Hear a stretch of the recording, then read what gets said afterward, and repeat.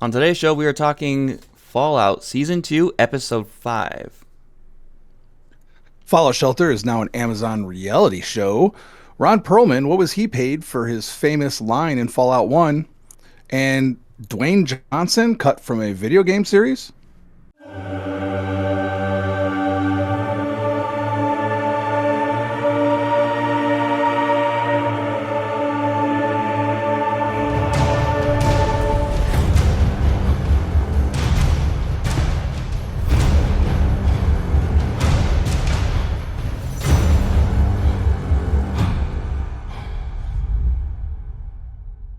Hi, everybody. Welcome back to Bethesda Unpatched. This is episode number 28. I am Joe the Wigit, and hopefully we get this in just the first take tonight.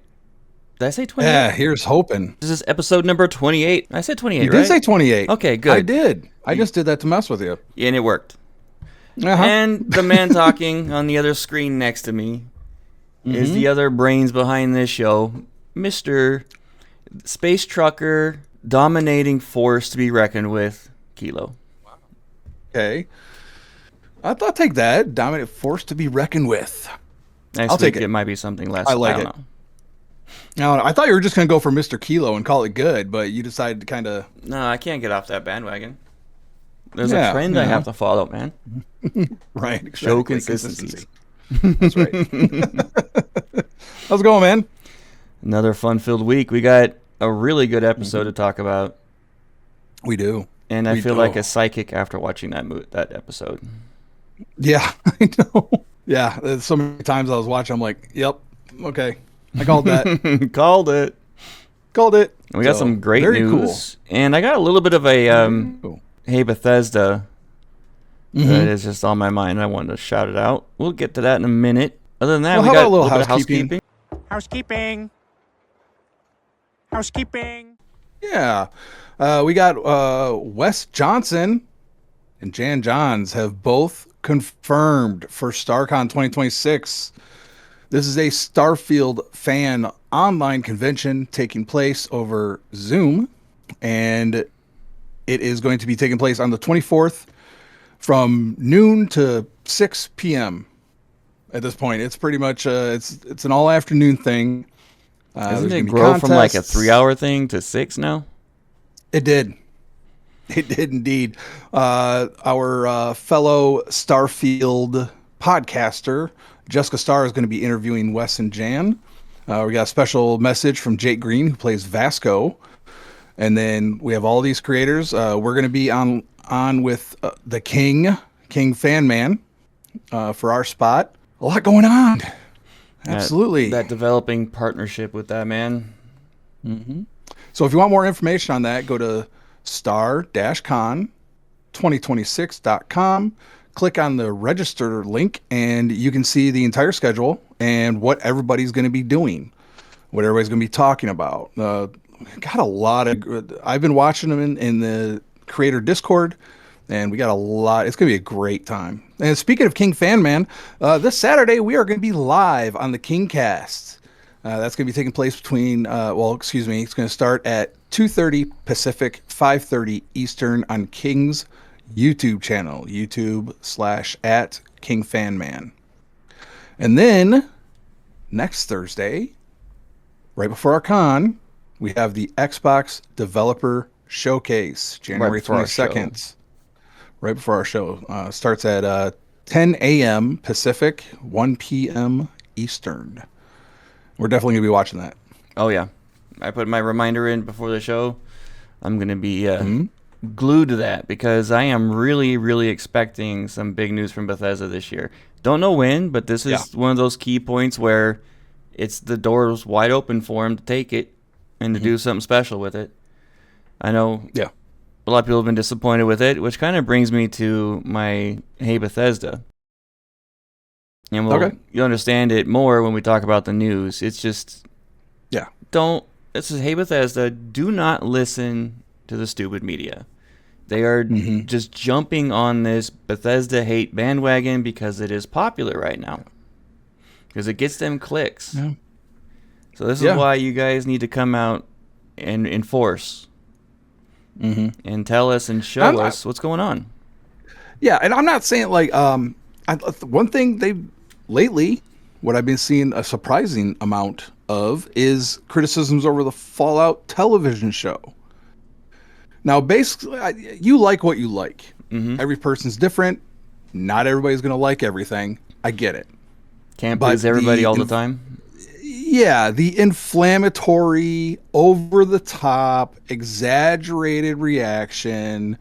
It's New Vegas. They didn't do this right. They didn't do this right. It is literally just for them to get attention.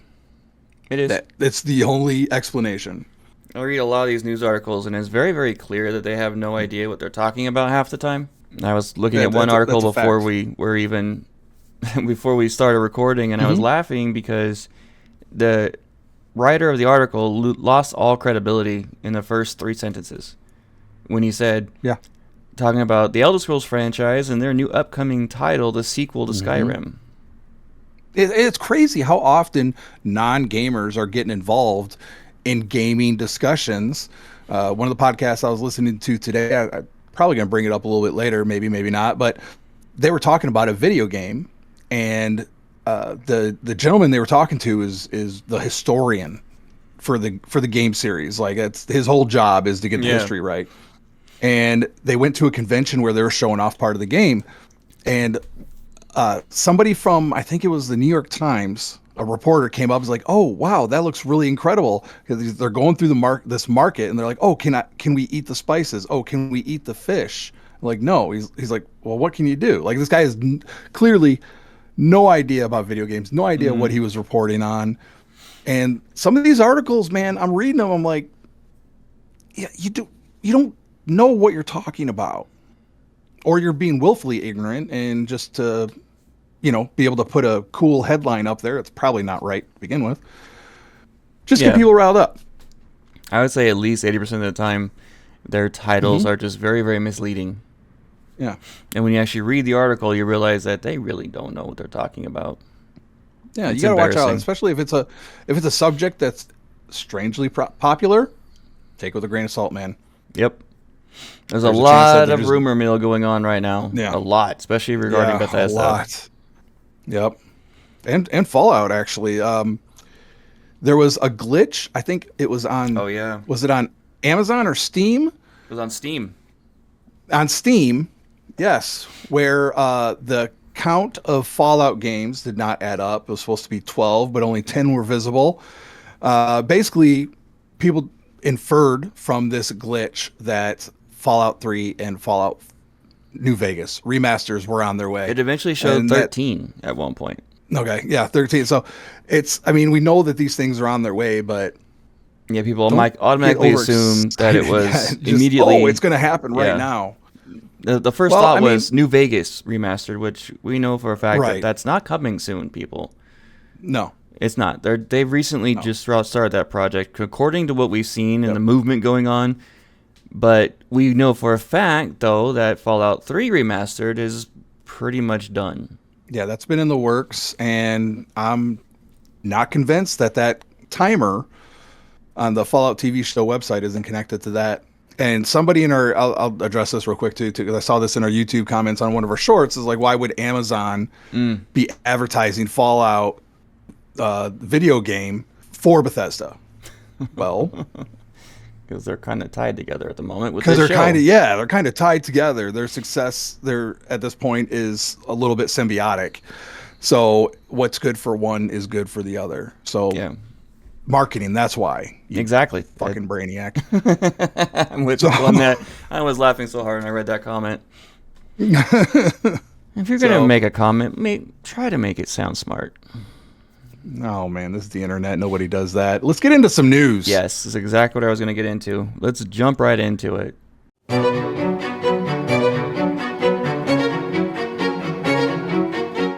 So I am on the hunt for a musical piece. Okay. There is a D&D podcast I listen to called Dungeons and Daddies, and it is fantastic. I've heard of that. It's funny as hell. I just finished listening to this last season. And they're in the after show. They were talking to, there it goes, right out the brain. The guy that comes up with their theme songs. Matt something or other. I'm sure someone's You yelling. can see a wisp coming out. Oh, dude. But he was talking to him, and I guess they were at some point there was a project. I am hunting for it. I'm going to find it, and if I do, I'm going to post it on our socials. But it was a song about Skyrim being released on Switch. Oh, okay. And it was like the brand new Skyrim released again, and it was like this whole comedy thing, and like the bridge was the press release just read out, like sung out, and it sounded really funny. I'm going to definitely check out that. And then, there was a mention on another podcast for Skyrim talking about your ability to interact with the world and stuff like that, and something that everybody loves, but people don't understand that's what we need the creation engine for. Yeah. That's why we can do all that stuff. Because the one thing that they were talking to this artist about was the fact that the reason you couldn't eat the fish, the reason you couldn't eat the spice, because that's a whole lot of programming, that's a whole lot of artwork, that's a whole lot of everything, animation, everything. Mm-hmm. And especially for the engine that it's running on versus Creation Engine, makes all that a lot easier. I know for a fact that one little simple action like that requires probably 5 or 6 people and at least a couple of weeks of work just to eat a piece of fish. If it's not already to put in the game, in the back, and it's something you got to develop. Yeah, the code's not already in place, then it can actually. And the funny part is that when you do something so simple, you think it's so simple. But when you do get it done after a couple of weeks, and hey, we got the animation working, and it has an effect on the player. Yeah. But then it just broke an entire combat system. So now we got to figure out why it broke it, and go back in, have it tested. That's why I wondered about the the mod I mentioned last week that actually gets you to hold the weapon properly, or like the knife. And I love the knife animation mod where you spin it and stuff. I'm like, that looks simple, but that's got to take a lot of work. It does, yeah. That's got to be a lot. It has to create an idle timer, then figure out the spacing of the idle timer, then do the animations correctly, and then align it properly with the hand, because when you're dealing with a first-person game, the arms are just arms. They're floating arms, just positioned on screen for a certain way. And, it's work. Imagine it's a lot. Especially head as a box, and we have talked before about how some of the things that you pick up in Bethesda games, like in Fallout 4, for instance, if you go into one of the police stations, you can find a rap sheet for Opie from Sons of Anarchy. Well, Opie is played by Ryan Hurst, and Ryan Hurst is going to be playing Kratos in God of War. And I just wanted to say that. So it's loosely tied to Bethesda. I just had to get it out there because I love Ryan Hurst and Sons of Anarchy fan and God of War. That reminds me of something that Miss Wigit was talking about the other day. She's Filipino, and she was telling me that how in the Philippines, any famous celebrity, if they have any kind of tie to the Philippines, they take ownership of that person. Like even if it's 3 times removed. Like there was one singer she was talking about that has like his grandfather was half Filipino, so they claim him as Filipino. They claim him. It's just that easy. The Southeast Asia tends to be pretty wild about celebrities, and I mean, you just have to look like a celebrity. You don't even have to be a celebrity.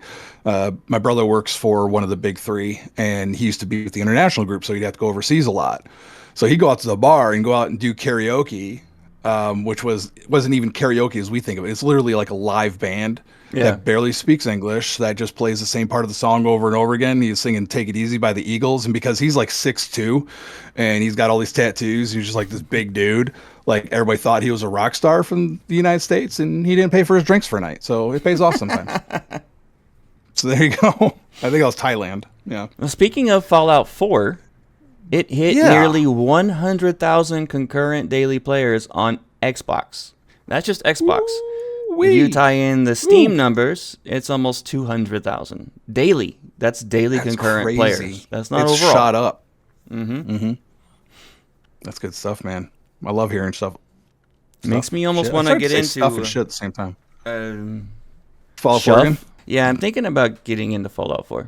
I mean, I have the original one on Steam. I might just download that and see if I can get some graphic mods and make me happy. Call it good. Yeah, it's a fun one. I enjoy it. I like this. I like the building. I'm a shipbuilder in Starfield, and I love the settlement building. I am a huge fan. My favorite game type, period, is survival. and it has a lot to do with the building element of it. So you give me a game from Bethesda that has Bethesda building elements or any kind of survival elements, and it's just like, I can't. My brain went out the window. Yeah. Anyway, it's something that I'm gonna go for every time. If Bethesda ever came out with an actual survival game, I would lose my shit. Mm-hmm. That'd be awesome. I play it. And we talked about this early on in one of our Hate Bethesda's, how I really wanted one, and I want it to be based in Elder Scrolls, and I am sticking to that. Tell me this. A New Vegas dev doesn't agree with Bethesda's take on Fallout. Talk about this. Yeah, this is a pretty laughable thing. One of those articles that cracked me up. And here's my main problem with this, is they're saying that they've gone so far away from the lore of Fallout 1 and 2. Well, Bethesda has owned the franchise for a lot longer than the original devs made Fallout 1 and 2. They've actually added more to the story by a factor of like 8 compared to that. So who's to say that they are what they write is canon? Just what it is. Yeah. Saying that they don't know what they're talking about when they're the ones making the damn games. Who was that, Tim Kaine? Yeah, I think so. Because I know he's mentioned before, like regretting not being in control of the property anymore. They're looking at Chris Avallone. Oh, okay. Chris Avalon. Right on. Well, sorry about your luck, dude. Yeah. Moving on. Moving on. Fallout Shelter is now an Amazon reality competition TV series where contestants live together inside a vault. We mentioned this a couple weeks ago or last week. Called it. And it's happening. You can go to falloutsheltercasting.com if you want to put in your application. Filming takes place in June. I don't know when the release of the show is going to be, but yours truly has applied. Oh, you did? I did. I answered all the questions. I took my pictures and I did my little video and I sent it off. Dude, I hope you get in. That would be incredible. That would be so awesome. That would be awesome. So we'll look for updates for that. I don't know if I'm pretty enough for it, but we'll see. I do a show called Bethesda Unpatched. It's one of the premier Bethesda shows. So and they asked for all your socials, so I gave them all my socials, and I also included our link tree and our YouTube channel. I was also talking to Miss Widget about this, and I was telling her I am convinced. This is after we recorded last week, that they're gonna have all these kind of Fallout competitions. Like they're gonna be living in a shelter, right? And they'll be randomly sleeping at night, and suddenly the water system will fail, and they had all this whole challenge to figure out how to repair it. And I can see that. I threw my hat in. And they're going to be testing the 7 attributes from the Fallout world. They're going to be testing the special of the contestants. They are. That's right. They are. Testing my luck. Like, what? I would fail. You know, luck is actually a question. Is it? One of the questions in the application is, do you can like on a scale from 1 to 10, how lucky do you consider yourself? And I laughed because I thought of you. And I'm like, he would put 1. Yeah. Yeah. In fact, I'm halfway tempted to apply. Halfway. That would be hilarious. So just so I can put 1 in how lucky am I? Mm-hmm. Yeah. So we'll see how that shakes out. Wouldn't it be ironic if we both got on the show? Dude, that would be fantastic. I don't know if it matters one way or the other, but they do ask if anybody else has applied to the show. Yeah, probably. And they also ask like pretty much everything you've been on, online or on TV or anything. So I put all of our shows and stuff like that. That would be incredible, and I actually look forward to this. So there's we talked about Skyrim mods last week, and one of them was a economy mod, but I found one that was being talked about today actually that looks even better. The mod is called the Gilded Road. It was recently released, and it puts a complete extensive economy inside the world of Skyrim, and it goes by the typical supply and demand realistically.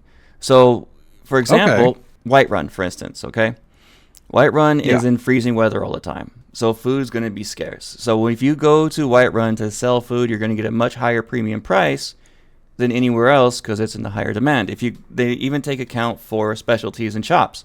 Blacksmiths are going to pay more for ingots because they need it. Or in ingots, because they're not going to mine it themselves. Similarly, alchemists will pay more for animal parts, herbs. Wizards will spend more on soul gems and scrolls. So it's going to be region-based and job-based on how much you sell and buy. Wow. Okay. Tell me, Wigit, how much work goes into that? Oh, God. That's a coding nightmare. What an undertaking was this? They probably started making this when Skyrim first launched. That's so crazy. So crazy. And they're probably like 6 guys sitting there thinking after they release it, I'm never touching Skyrim ever again in my life. But it looks incredible, and I am really tempted to plug it into my game and check it out.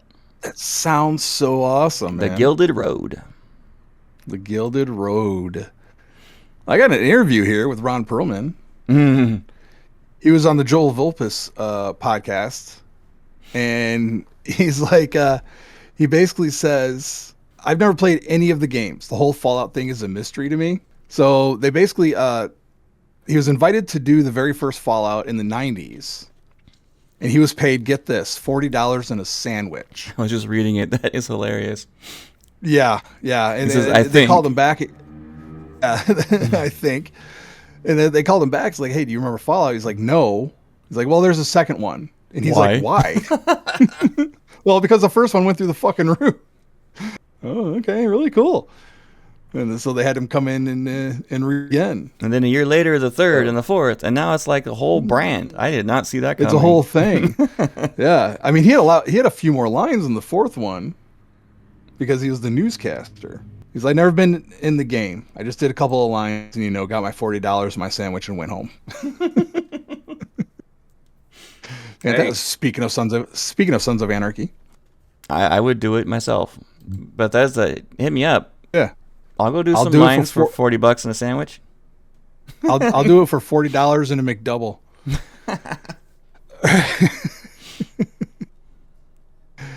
Universal cuts Dwayne Johnson from video game franchise reboot planned. Well, what could this possibly be? But the Doom movie, of course, that was a complete shit show of a movie. So terrible.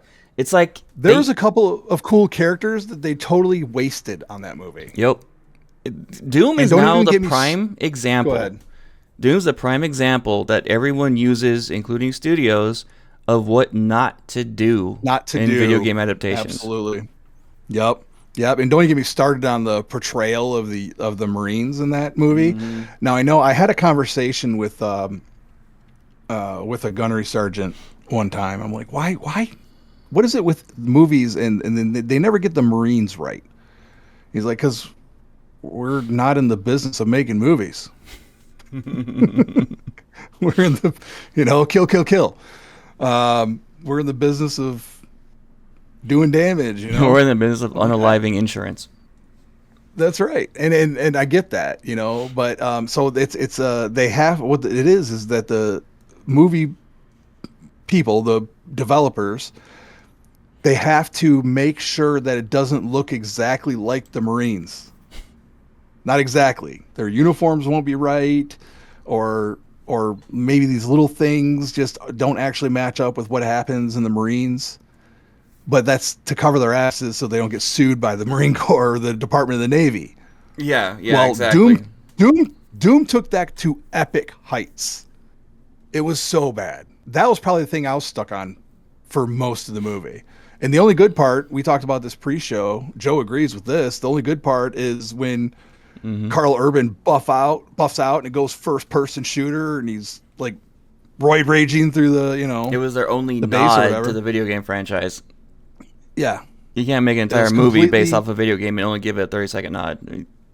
Yeah. And by the way, send this article, in fact, anybody listening, to the lady in charge of The Witcher right now. Yes.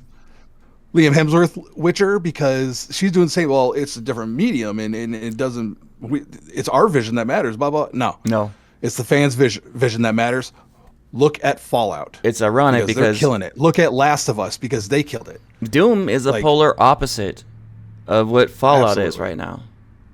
Yeah, absolutely. Fallout's the prime example of what you do. Yeah. Doom is the prime example of what you don't do. Yeah. Dwayne Johnson, Super nice guy from what I've gathered.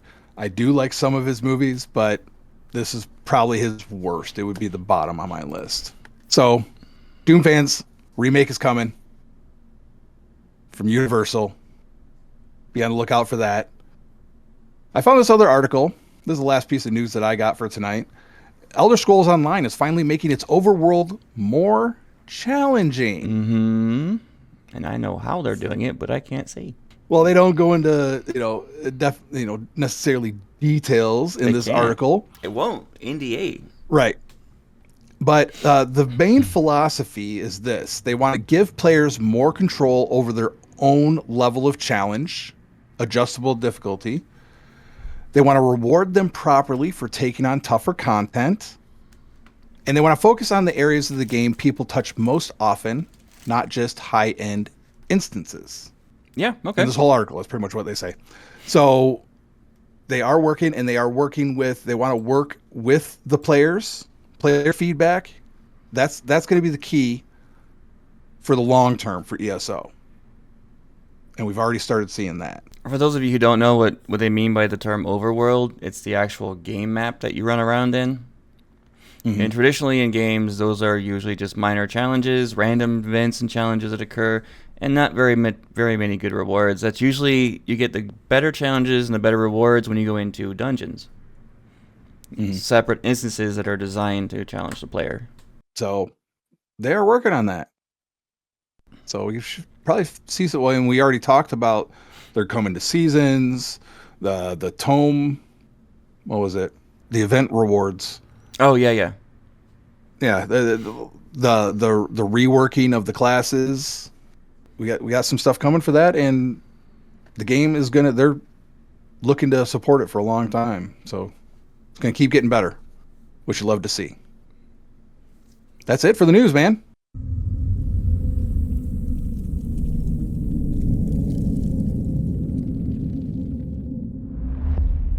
All right, let's dive into Season 2, Episode 5 of Fallout. And this was a heck of an episode.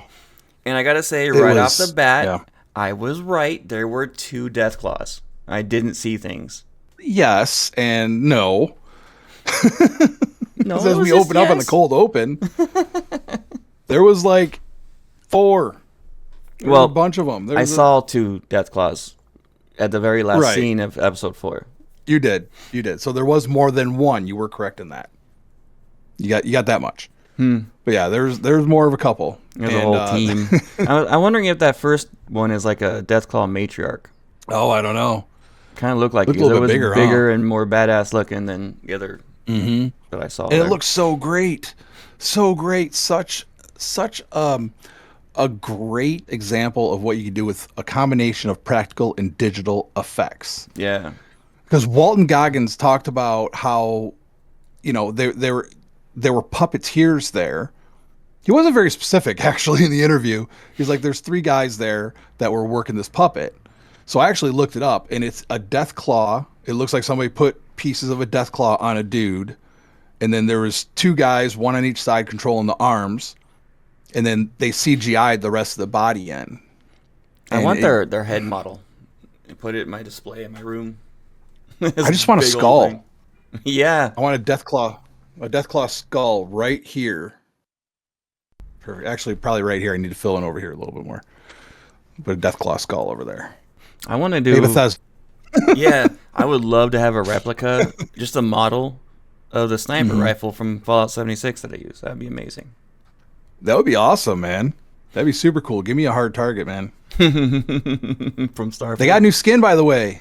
If you sign up for Bethesda emails, and this goes through December 9th of this year, if you sign up for Bethesda email, you can get a new skin for the hard target. Oh, I'm going to have to do that, because hard target's my jam in Starfield. Mm-hmm. Was it the hard target or the Beowulf? See, now you were the Beowulf. I was the Beowulf. He was the hard target, the sniper rifle. Somebody's going to put it in the comments. We'll see who's going to be disappointed. So anyways, probably one of my favorite. There's a lot of great lines in this episode. It's one of my favorite. I defer to you about what to do in this situation. Yeah.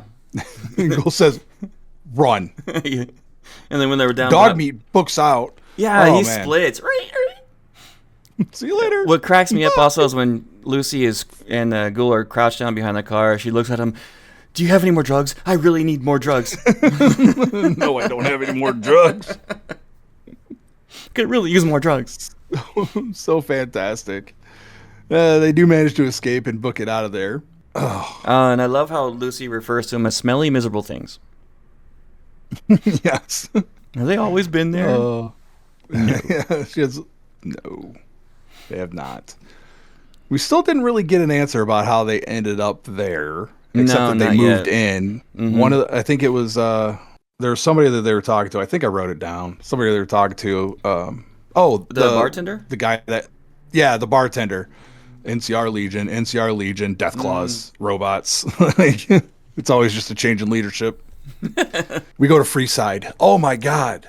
They did so good with Freeside. And apparently it's not empty. It is such a great job. The guy with the walking around now with the sign in the cup saying, beat me up for 4 caps. Yeah. Beat me up for caps. Yeah. I saw that one too. I wrote that one down too. This is definitely a rough episode for Cooper. Yes. The Ghoul. And Lucy. It really is. It is for Lucy too, but specifically, he sends her off to Sonny's to get Aditol, which is the cure for drug addiction in the game. My note says, I love how they're sticking to the chems and the food of the world and the environment. I mean, the whole flea soup thing was a new thing, but it fit the world. It really did. Yeah. It became a really popular meme. It did. So they're doing really good with it. But Lucy asks the Ghoul, where are you going? It's like, to get fucked up. And he goes to the Wrangler Saloon. Yeah, and there's a bit of a moment. I could be wrong about this, but I think that there's a little bit of a foreshadowing going on. I'm trying to place where it was at, but the line was fucking robots. I think it might have been the bartender, and which made me think about the synth. And I'm trying to remember exactly why he mentioned it. Why didn't I put that down? Because there was just too much. I was writing like a madman. There's another thing that I saw online this week. When they get out of the car at the strip, Cooper and Barb, Barb's dress looks strangely similar to the synth uniform in Fallout 4. Oh, really? Yeah, see, I wouldn't have been able to catch that one. Yeah. But I have a lot to say about that scene. I don't think I saved it, but if I did, I'll send it to you for the show. But yeah, it does not like exact reproduction, but it's enough to look at and go, really? I think maybe it could have been, if it could have been a subliminal hint trying to keep the Institute. That makes me mad because that was such, the way he was talking about the line about it and said fucking robots, it made me, it struck me as foreshadowing to the synth. And it somehow tied to Robert House, which I am still convinced is a synth now. And has been for a while because he's 200 years old. And especially later on when he's talking to Cooper, some of the things he says leads to that theory.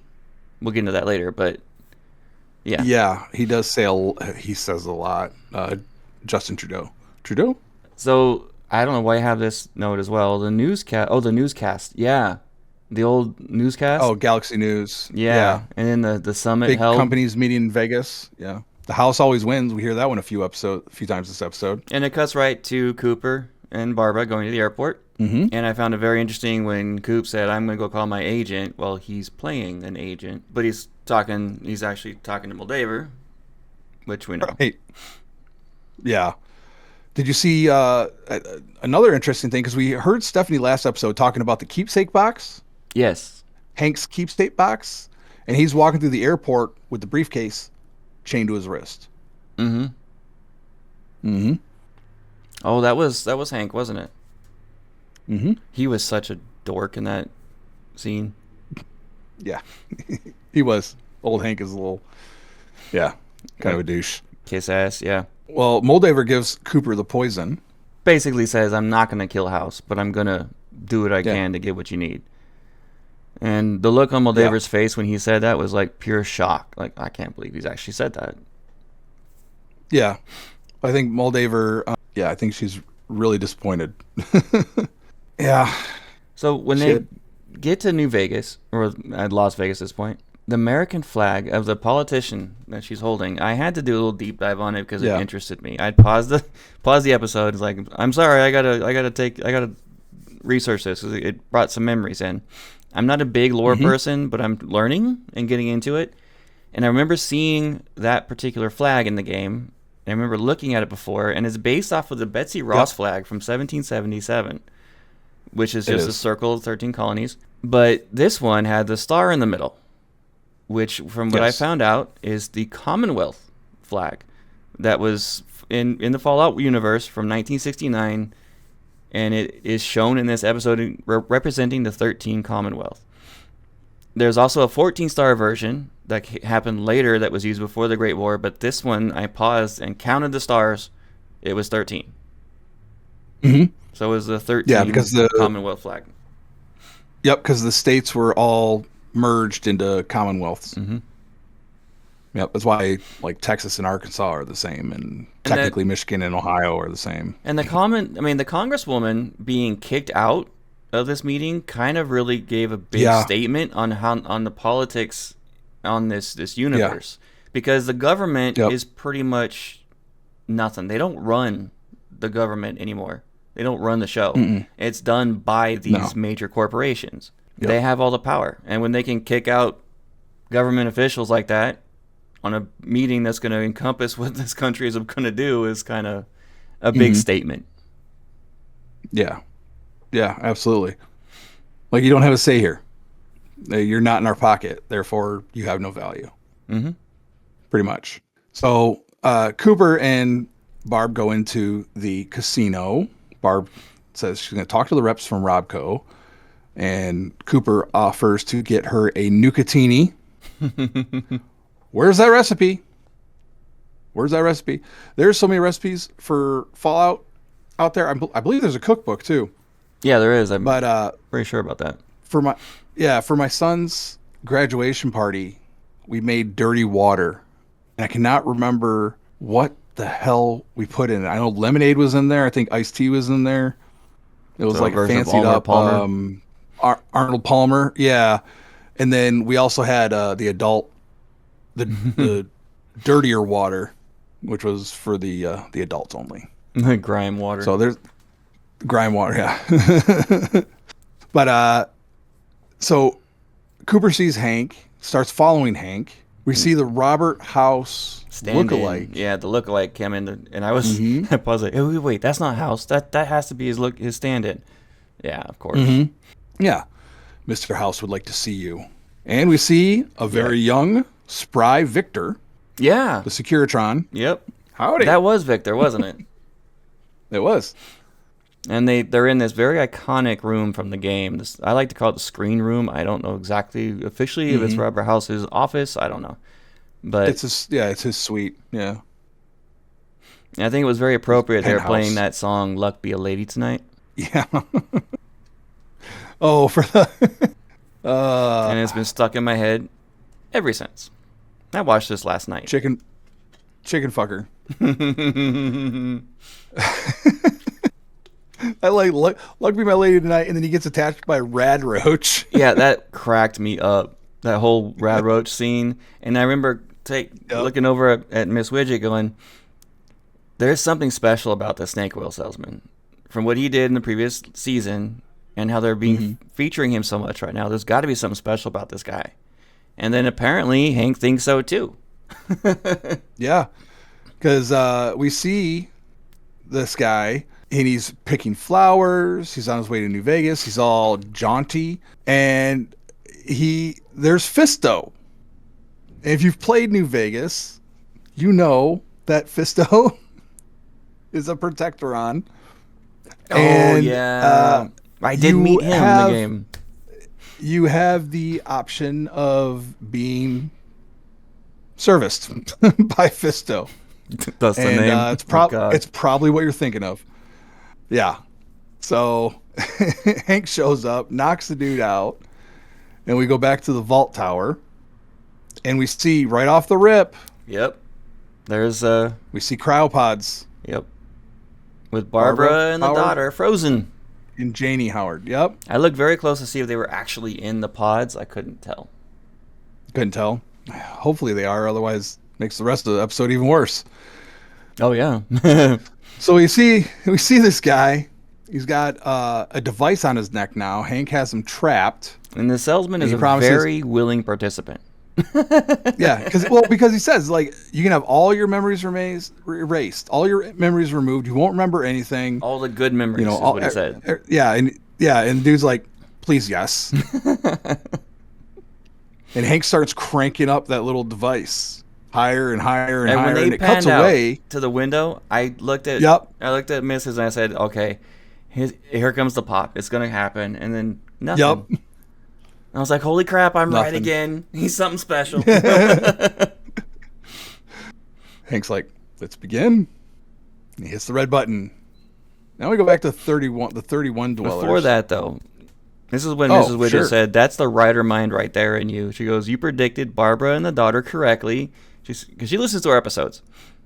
And she said that you brought this up like 3 or 4 episodes ago, that you think that they're frozen somewhere important, and they're still alive. And then anyway, it wasn't a hard prediction, but I was right. Yeah. And the salesman, and there was a couple other things I said that, this is what's going to happen. And boom, happened in this episode. Boom. We're really both into things being now. psychedelic in this. That we were. So we go back to the 31 dwellers, and they find a Vault-Tec building, not the Vault-Tec tower that Hank's in, an old Vault-Tec building. Yeah, I was wondering if this was the Vault-Tec headquarters. I think it was. It was the Vault-Tec because they're going. Barbara's office is in there.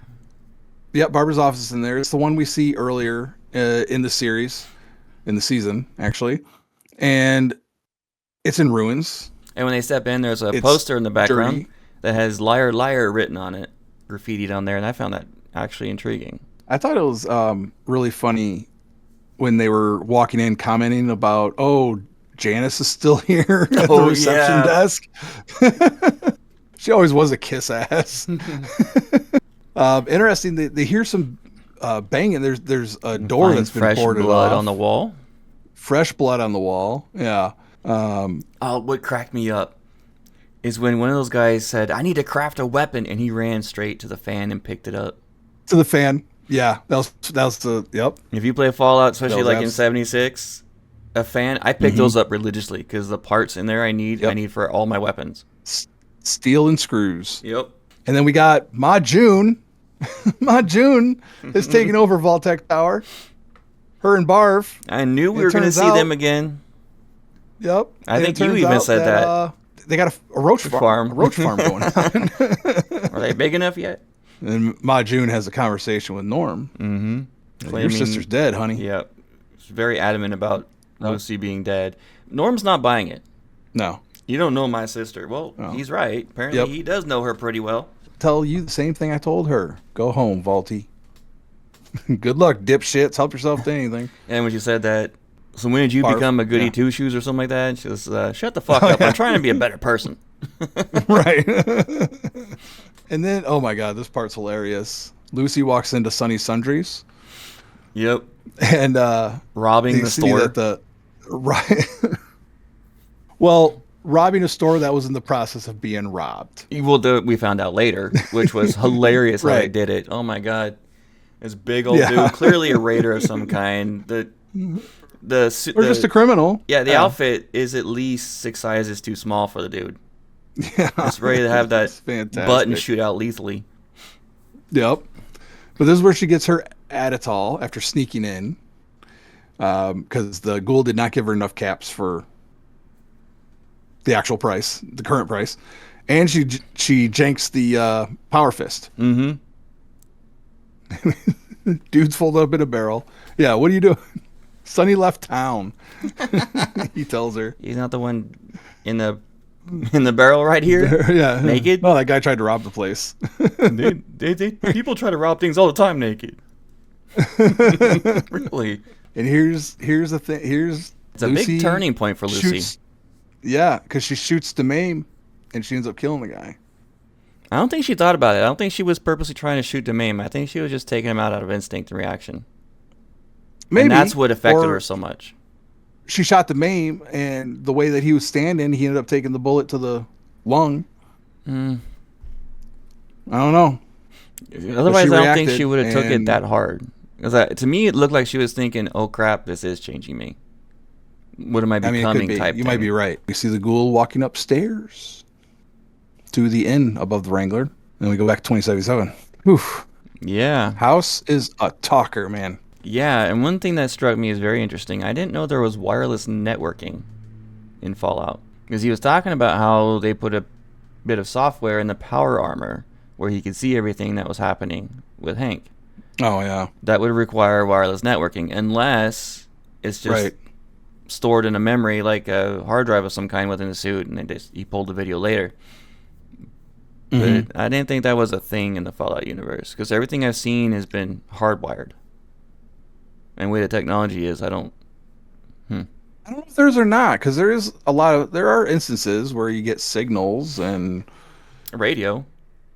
So I mean, I'm honestly, that one stumped me. I'm not sure, but that got me thinking.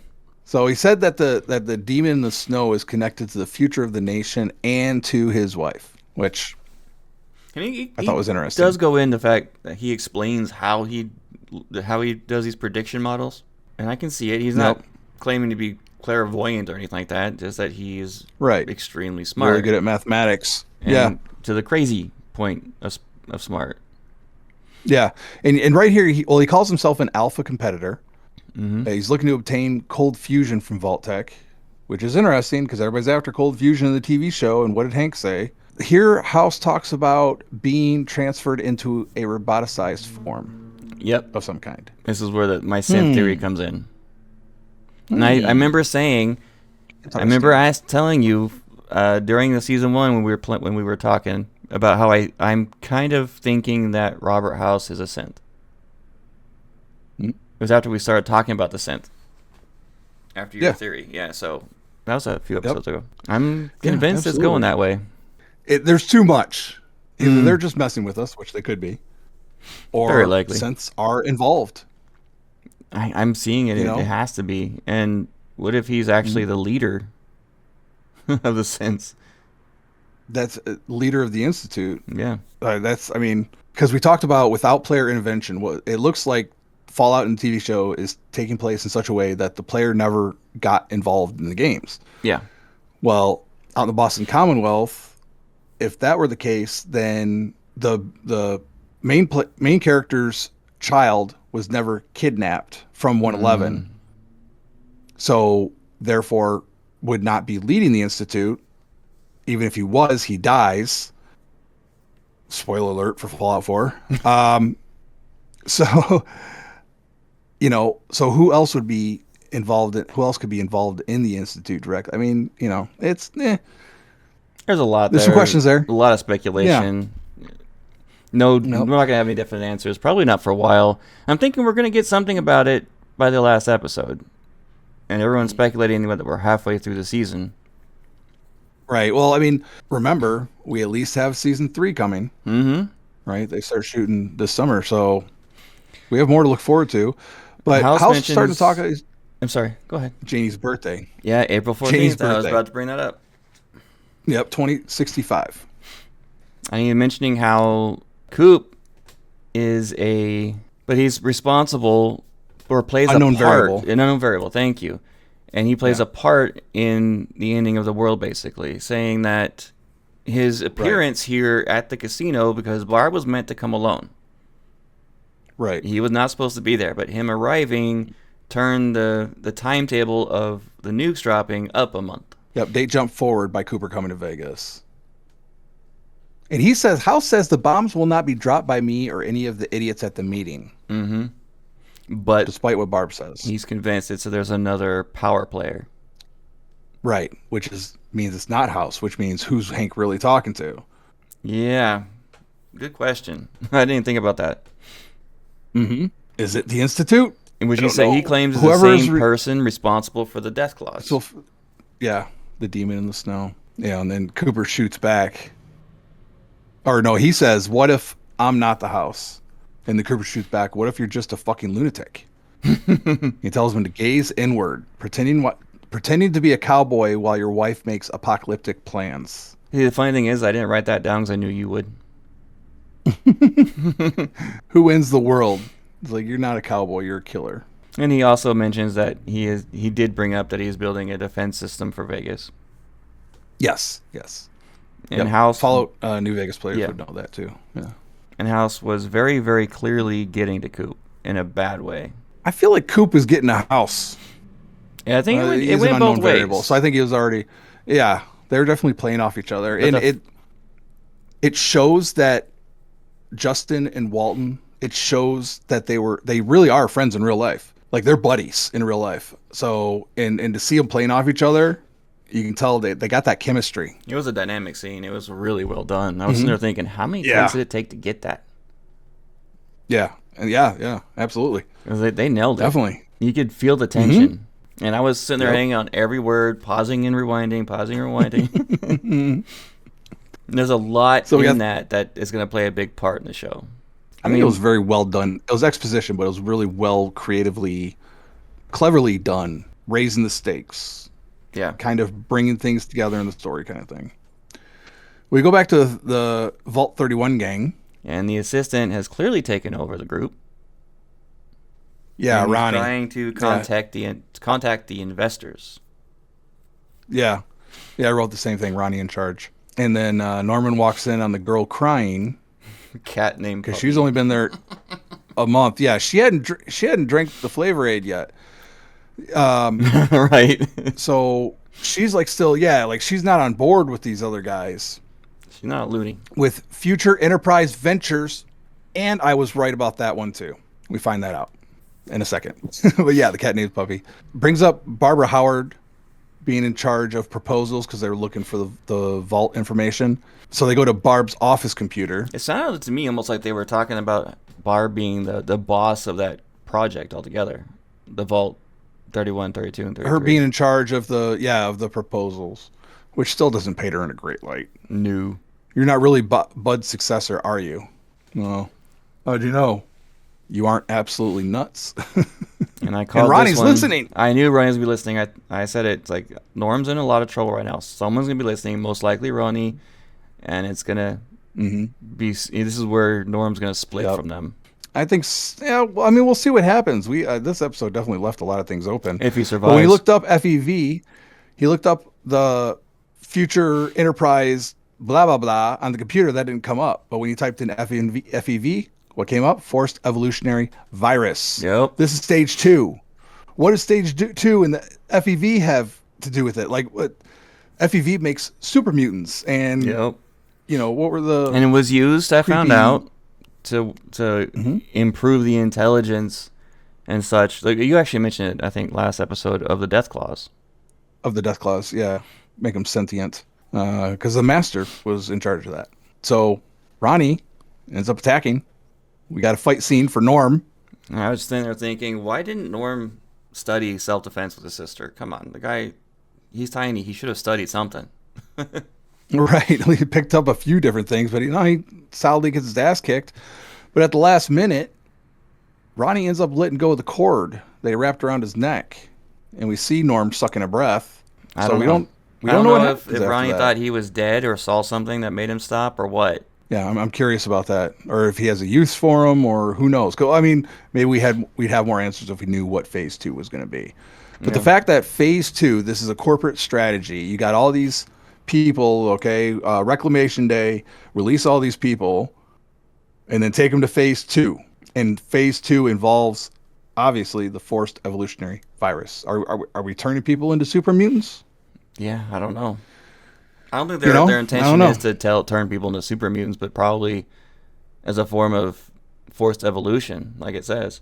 But they probably think it's going to do something than what it actually does. I mean, that's entirely possible, too. There's entire vaults dedicated to it across the games. FEV is a big thing. So Lucy takes the Adderall, like an inhaler. Jeez. And then yaks. And yaks. Someone else noted that for the effects to take full hold, it has to be in the system for an hour, and this will matter because I think this is why what happens later doesn't work as well as the ghoul thought it was going to. Which I put down in my notes later on. Mm-hmm. She goes up to the room, and the ghoul seems nice for a second. Like, it's kind of weird. Window. He goes, pukes out the window, and the guy is like, "Hey, watch it," from down on the street. Has her sit down in a chair, and she says, "Thank you. It's the least I could do, considering." And then we got the guy with the chip, sent by Hank.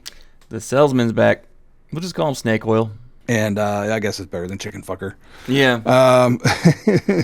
Basically, what he poses is to have the ghoul deliver Lucy back home to the vault, and in exchange, Hank will make sure that the ghoul's wife and daughter lives. He referred to Hank as his master, right? Was it? Did he say master? I'm trying to remember because I didn't write that down. I did not either. My master, like he did, I think he did say that, but I took it in a like a regal or nobility sense of the word. He hesitates. Lucy looks at him. He's like, "I brought you here to bargain with. This is the bargain." And she says, "We were actually beginning to get along." And he shoots her with a tranq dart. Yep. She tries to fight, collapses. And he says, "Take a nap. When you wake up, you'll be home." Now we know they're a couple of weeks away. So is it supposed to knock her out the entire time? If that's the case, the Aditol interfered with the tranq because taking a nap and wake up couldn't be helped. Family's a fucked up thing. And we go back to the 37. Cooper's getting smashed. Like massively. Enough alcohol to take out a Deathclaw. Yeah, and he rides the missile. I was going to look up that movie. Cooper riding the missile. It's a old movie reference. Guy goes down on the missile with the cowboy hat. Oh yes, I know bomb. That. Yeah, or it was about World War II. But anyways, yeah. So Lucy stands up, and we see her use the power fist. Yep, but we've been seeing in the previews. Yep, he knocks him clear out the window. And oh crap, it gets impelled, massively impelled. Yeah, right through the stomach. Now here's the question: is he really dead? No. Which they make it very clear. I don't think he is. At the preview for the next episode. Right. Well, my wife asked while we were watching the episode, "He's not dead?" I mean, she was like traumatized when she saw him go down the bowl. He's like, "You said ghouls can die, right?" I'm like, "Yeah, but it's hard. It's not easy to kill a ghoul. Even in the game, you got to shoot him a few times. Take out the head, like a zombie." And we already showed in the series when Thaddeus gets shot through the neck with the arrow, that he healed right away. His whole mangled foot was healed. Yep. So, and the infection that was killing him. Yeah. But Lucy passes out again. Barb helps Cooper. And they're in the hotel room, and Cooper looks up at her, and there's an exchange. I think they have really great chemistry too, those two actors. He's like, "We need to talk." Yep. That's going to be a very interesting thing. I think this is where they get divorced. Or go I would divorce. imagine. Yeah. I'm sure it's a motivating factor. And we go back to the hotel room, and Hank walks in, calls her my little sugar bomb. So he comes in and gets her himself. I'm wondering if he's going to take her back to the facility, or if he's going to take her back to the vault. I'm guessing he's going to take her to the facility, because he's got too much to do, and it's right there. And with the ghoul not able to take her back, he's going to keep her there. And in the credits, we see the Gamora, we see the Ultralux, and that's what I wanted to bring up to you too, because you mentioned before some of the stuff you were doing on the strip when you got to the strip in New Vegas. The place that I was thinking about was Ultralux. I said Gamora, but the place I was thinking about was Ultralux. That's where you meet the White Glove Society. Oh, okay. That's a fun one. True. But yeah, Miss Keela was completely traumatized. Today, what was it? Oh my God, I can't remember the joke now. She made a joke. We were talking on the phone while I was driving earlier. And she made a fisto joke, which about cracked me up, about killed me. She's getting so into the show. I'm so proud of her. And she's catching on to all this stuff. Like she's learning as the show goes on. She's doing really well with it. As I'm sure vast majority of people who watch the show are, because there's millions of people watching this. And maybe I would say half or less are actually played the games. Oh, I'm sure. There's a lot of people. It's really surprising. It's number one on Amazon for a reason. It's a really good show. And it drives me nuts when I go on some socials and there's these couple of people I can't stand it. They're deviating too much from the Fallout lore, and yeah, they always got something to say, man. Always got something to say. But Ella Purnell had something to say about the mind-blowing season 2 twist. Yeah, and explains Lucy's actions. And she said, it's Lucy acting on instinct alone. It's showing you the ways that she's changed. She's no longer thinking before she acts and applying intellect and caution. She's hurt and wants to hurt this person as much as they hurt her. He said to her in season 1, you are me, my sweetie. Just give it time. That was foreshadowing. Yeah. This is what he means.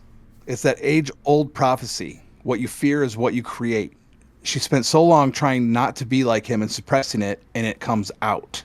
She also hints that very much until she found out what he was. Right. I mean, she was betrayed. And she's been through this hellish wasteland. Ella also hints that this betrayal and Lucy's rage are not an anomaly, that a truly shocking and violent twist for the character is coming later on in season 2. She says, this is another moment coming. Oh, there is another moment coming that I think is going to blow people's minds when you see. It's very violent and not at all what you would expect from Lucy. So we're going to see Commando Lucy coming out. Yeah, we're going to see a lot more of badass Lucy. And hopefully she learns to aim this time. The Wasteland are having on her. Yeah, right. Put it to your shoulder, aim down the sights. I was telling you, no one's can survive that environment being morally superior. No, your morality's got to be pretty gray just to get through it. You know, you got to be willing to bend. Well, that is gonna be it for episode 5. We'll be bringing you guys episode 6 next week, and hopefully with some good news about the Xbox showcase. That would be great. But of course, see us this Saturday on the Kingcast with King Fan Man. Check out his channel, and then StarCon, not far off, Starfield fans. Wes Johnson, following Saturday, voice of Ron Hope and like everything since Morrowind, basically.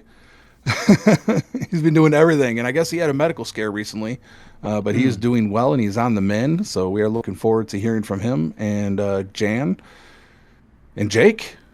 So we got that to look forward to. It's gonna be a good time. It is indeed. All right, how can people reach this show? Well, the best way to reach the show is to go to our link tree. That is linktr.ee/wyrdkhaosmedia. Wyrd is spelled W-Y-R-D, chaos with a K, media. And you can email us, wyrdkhaosmedia@gmail.com for any advertising, business, anything like that. Actually, anything. Yeah, I'll answer any. Comment on an episode on what we talked about. By all means, give your predictions. Yep. If we get some good predictions, we might bring it up on the air. Absolutely, we will. And we're always open to suggestions for our show and what we're doing. So let us know. Please like and subscribe on YouTube. The bell is a great way to be notified whenever something comes up that we release. And if I can talk straight, that'd be great. You got through that one eventually. 5-star eventually. 5-star reviews on iTunes and Spotify are a huge help for the show as well. We appreciate all of that very much. And I believe that's going to be it for this show tonight. Is there anything else you had? Yep. Okay. So everybody, have a fantastic week out in Bethesdaverse. Peace out.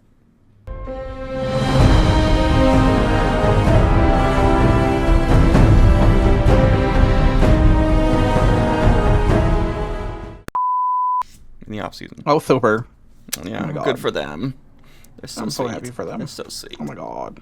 Like toads.